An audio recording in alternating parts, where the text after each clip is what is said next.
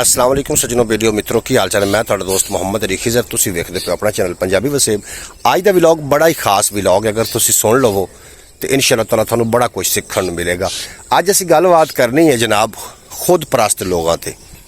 खुद परस्त लोग की ने, अगर तुहाडी जिंदगी विच है ने तो इन्हां दी निशानियां की होणियां ने खुद परस्त, और इन्हां दे अंदर तुसीं अगर रह रहे हो तो तुहाडा की हालात होना है। इनू जनाब साइंसी जबान दे विच, इनू साइकोलॉजी जबान दे विच, नफसियाती जबान दे विच नारसिस्ट आखदे ने। नारसिस्ट जिहड़े लोग ने इन्हां दी अलामात की होंदियां ने, इस ते असीं अज गलबात करनी है। तुसीं वीडियो नूं एंड तक वेखसो, तुहानूं व्लॉग भी समझ चौसी और इस गल तो तुहानूं सीखण नूं बहुत कुछ मिलसी।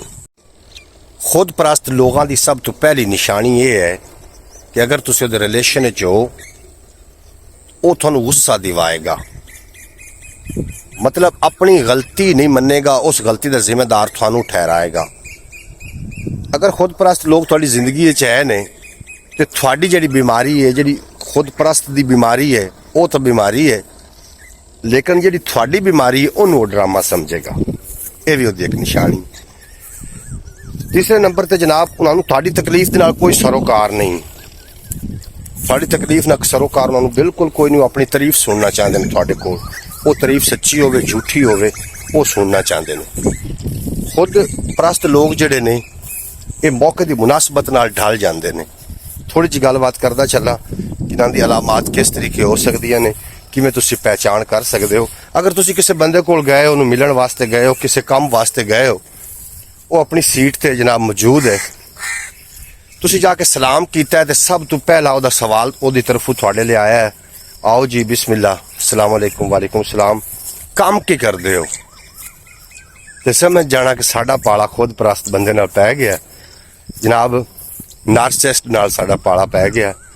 वो जिहड़ा तुहाडे कोल पुछ रहा काम की करदे हो, भी तुहाडे काम नाल उहनूं की गरज है? तुहाडे कोल काम जिहड़ा आया तुहानूं चाहिदा ते है कि वो तुसीं उहदे कोल वो काम पुछो कि तुसीं जनाब मेरे कोल क्यों आए हो। वो पुछेगा तुसीं काम की करदे हो, उहदे दिमाग 'च एक गोल फिट हुंदा है कि जे ते अगर कोई बिजनेसमैन होया तो उन्हें फौरी कुर्सी छड़ देनी, तुहानूं उत्थे बिठा बिजनेसमैन नूं बिठा देना, उहदे खुद पैरां 'च बैठ जाना है और उहदी खुशामद करनी है। उहदे वास्ते जनाब हर उहदी गल नूं ओके आखना है, जिहड़ी झूठी भी होई बेशक उहनूं ओके आखना शुरू कर देगा कि बिल्कुल ठीक है। अगर आमन वाला बंदा कह दे कि मैं मजदूर हाँ, उनका फट रवैया चेंज हो जाएगा। वो कहेगा हाँ हुक्म कर, बह जा थले। उन्हें अपनी सीट खाली नहीं करनी उहदे वास्ते, क्योंकि वो खुद परस्त बंदा है और खुद परस्त मौके की तलाश होंदा है। हर जगह ते उन्हें तुहानूं दिमागी तौर पर अपने घेरे च रखने की कोशिश करता है।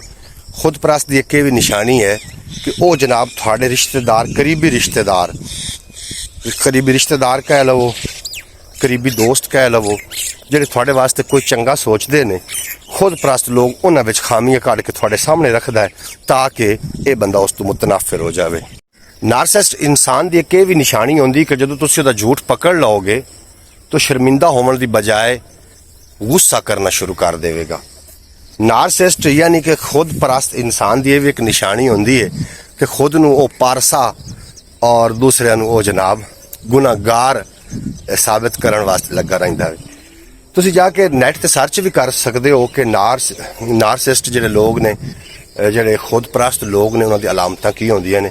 मैं अलामतां पंजाबी च दस रहा, वो तुहानूं उर्दू च दसणगे, लेकिन सेम टू सेम होणगियां। तुसीं इहनूं की आखदे हो, इहदे ते थोड़ा जिहा तुसीं भी कॉमेंट बॉक्स हाजिर है, कॉमेंट च तुसीं भी अपनी राय का इजहार कर लेना। अज मेरे को मैक भी नहीं है, हो सकता तुहानूं आवाज़ सही आ रही होवे या ना आ रही होवे, बहरहाल अलामतां उत्ते तुसीं गौर रखना है। अगर नारसिस्ट इंसान, खुद परस्त इंसान थोड़ा पार्टनर है तो फिर थोड़े वास्ते होर अजाब है, क्योंकि जिहड़ा वो अपनी हर झूठी बुरी गल तो थोड़े कोल तारीफ सुनना चाहेगा और थोड़े जिहड़े माँ बाप ने उन्होंने बुरा भला ते अपने माँ बाप नूं दी पारसी बयान करदा होया नजर आएगा। थोड़े माँ बाप नूं एक गरीब तबका, थोड़े माँ बाप नूं बदतमीज़ तबका, थोड़े माँ बाप नूं बेअकल तबका और खुद दे माँ बाप नूं, भैणां भाइयां नूं, कबीले नूं वो जना बड़ा बढ़ा चढ़ा के थोड़े सामने पेश करेगा। तीसरे नंबर ते गल ये भी ज़रूर करेगा कि फॉर शेड्यूल खुद वो काम करेगा ਲੇਕਿਨ ਆਪਣੇ ਪਾਰਟਨਰ ਨੂੰ ਉਸ ਕੰਮ ਤੋਂ ਰੋਕੇਗਾ। ਨਾਰਸਿਸਟ ਜਿਹੜੇ ਲੋਕ ਨੇ ਇਹ ਇੱਕ ਦਾਇਮੀ ਬਿਮਾਰ ਹੁੰਦੇ ਨੇ।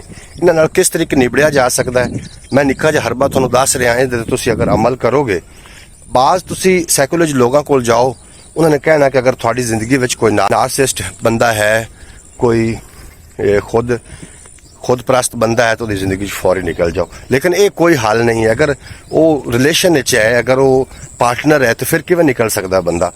ਫਿਰ ਇਹਦਾ ਹੱਲ, ਬਿਹਤਰੀਨ ਹੱਲ ਇਹ ਹੈ ਕਿ ਇਹਨੂੰ ਮੁਖਤਸਰ ਜਵਾਬ ਦੇਣਾ ਸ਼ੁਰੂ ਕਰ ਦਿਓ। ਇਹਦੀ ਹਾਂ 'ਚ ਹਾਂ ਮਿਲਾਣਾ ਸ਼ੁਰੂ ਕਰ ਦਿਓ। ਇਹਨੂੰ ਮੁਖਤਸਰ ਜਵਾਬ ਦੇਣਾ ਸ਼ੁਰੂ ਕਰ ਦਿਓਗੇ ਤੇ ਇਹ ਤੁਹਾਡੇ ਉੱਤੇ ਕੁਰਬਾਨ ਹੁੰਦਾ ਜਾਏਗਾ।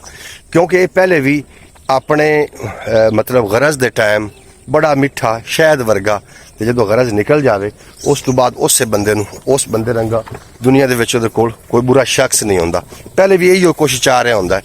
ਅਗਰ ਜੇ ਤੇ ਤੁਹਾਡੇ ਜ਼ਿੰਦਗੀ ਦੇ ਵਿੱਚ ਇਹ ਬੰਦਾ ਆ ਗਿਆ ਤਾਂ ਉਹਦੇ ਨਾਲ ਤੁਸੀਂ ਉਹਦੀ ਹਾਂ 'ਚ ਹਾਂ ਮਿਲਾਣਾ ਸ਼ੁਰੂ ਕਰ ਦਿੰਦੇ ਹੋ, ਤੁਸੀਂ ਫਿਰ ਇਹਦੇ ਸ਼ਰ ਕੋਲੋਂ ਬਚ ਸਕਦੇ ਹੋ। ਇਹਦੇ ਨਾਲ ਲੰਮੇ ਡਾਇਲਾਗ ਨਹੀਂ ਕਰਨੇ, ਇਹਦੇ ਨਾਲ ਲੰਮੀ ਬਹਿਸ ਨਹੀਂ ਕਰਨੀ। ਅਗਰ ਤੁਸੀਂ ਨਾਰਸਿਸਟ ਬੰਦੇ ਦੇ ਨਾਲ, ਯਾਨੀ ਕਿ ਖੁਦ ਪ੍ਰਸਤ ਬੰਦੇ ਦੇ ਨਾਲ ਲੰਮੇ ਡਾਇਲਾਗ ਕਰੋਗੇ ਤੇ ਗੱਲ ਜੰਗ ਤੇ ਉੱਤਰ ਆਏਗੀ। ਉਮੀਦ ਹੈ ਕਿ ਤੁਹਾਨੂੰ ਇਹ ਮੇਰੀ ਮੁਖਤਸਰ ਵੀਡੀਓ ਪਸੰਦ ਆਏਗੀ। ਅਗਰ ਵੀਡੀਓ ਪਸੰਦ ਆਈ ਹੋਵੇ, ਚੈਨਲ ਨੂੰ ਸਬਸਕ੍ਰਾਈਬ ਕਰੋ, ਬੈਲ ਨੋਟੀਫਿਕੇਸ਼ਨ ਨੂੰ ਪ੍ਰੈਸ ਕਰੋ ਤਾਂ ਕਿ ਮੁਸਤਕਬਲ ਵਿੱਚ ਇਹੋ ਜਿਹੀ ਵੀਡੀਓ ਤੁਹਾਡੇ ਤੱਕ ਪਹੁੰਚਦੀ ਰਹੇ। ਅੱਲਾਹ ਹਾਫਿਜ਼। ਪਾਕਿਸਤਾਨ ਜ਼ਿੰਦਾਬਾਦ। ਮੇਰੇ ਦੋਸਤ ਹਮੇਸ਼ਾ ਵਾਸਤੇ ਪਾਇੰਦਾਬਾਦ।